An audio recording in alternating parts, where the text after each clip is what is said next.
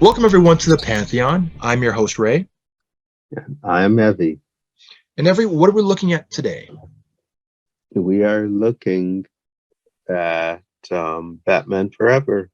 That's right, from Joel Schumacher. It's the movie that took off after Tim Burton, with its neon lights and flamboyant, anatomically correct bat suits, um, with Nicole Kidman, uh, Jim Carrey, and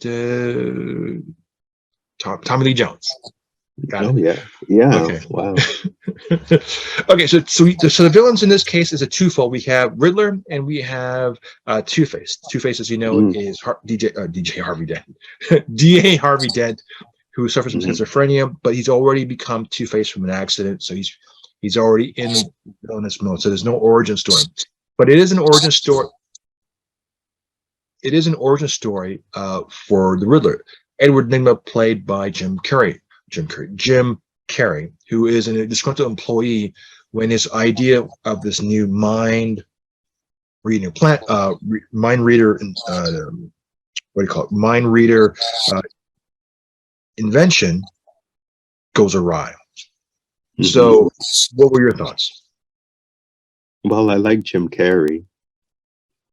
I think he's pretty funny. Um, yeah, it wasn't. Yeah, it was good that way. But you know, um, I didn't mind it. It was okay. Mhm. Not too much fighting or whatever. Um, I would. I liked it. How about you? I like Nicole Kidman as Dr. Meridian Chase. I like the idea of the psychology of Batman, where he kind of like drops his guard by looking at a Rorschach test, the ink blot test, Mhm. and so his identity is starting to come across. He's getting nightmares, so they do play a little bit of his psyche, like like he is a person who had troubles overcoming the fear of the bats. He wants to inflict that onto his others. This The Riddler. I'm kind of like, I I do like the one that just came out with Paul Dano's Riddler. I wish.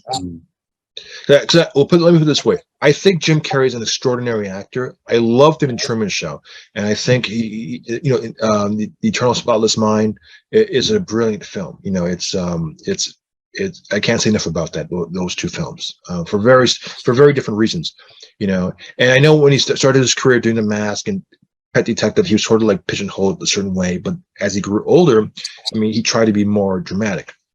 Mhm. And I wish the Riddler was a little bit more dramatic, not so like over the top. But then if you look at the Frank Gorshin stuff, you look at or the John Ashton stuff, like you look at the earlier forms of Riddler, you're caught in a paradox. Like how much do you pay homage to the past? Because the fans have not seen the Christian Bale stuff yet. They haven't seen the ability to really transform the character to a darker side. So then threading the needle, like meeting it halfway, it's really hard because you got to make sure your fan base is happy and you're not yet you're moving the character forward.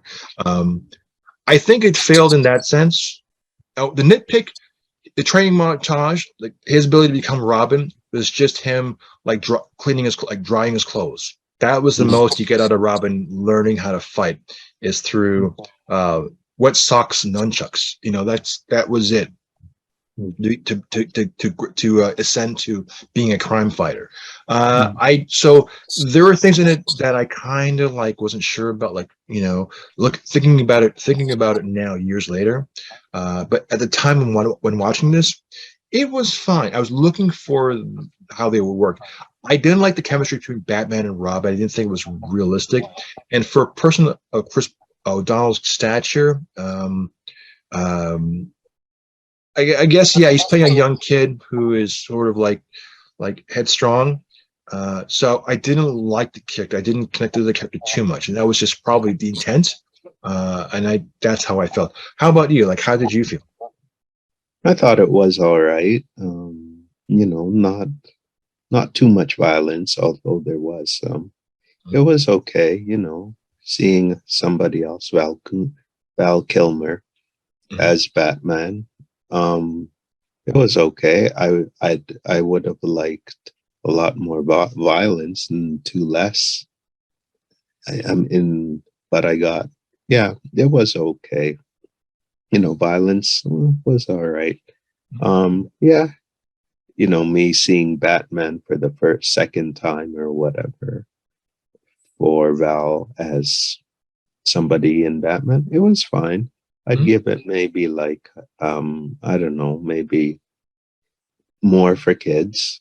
I like the music video from Seal, "Kiss from a Rose." That's one of the Yeah. that was a song that stood out for me.